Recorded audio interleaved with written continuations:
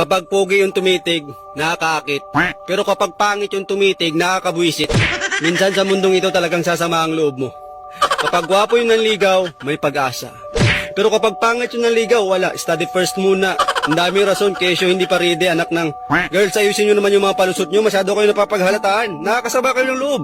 Kapag pogi, itsura pa lang sapat na eh. Pero kapag pangit ka, ang dami requirements.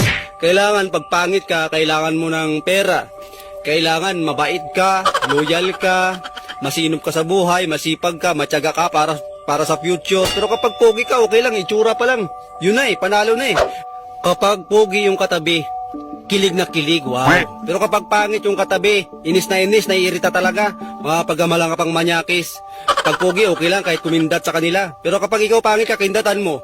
Try mo kindatan, sasampangan ng kaso, napaka-abastos mo, harassment agad. Kapag pogi yung nakasabay, dream come true.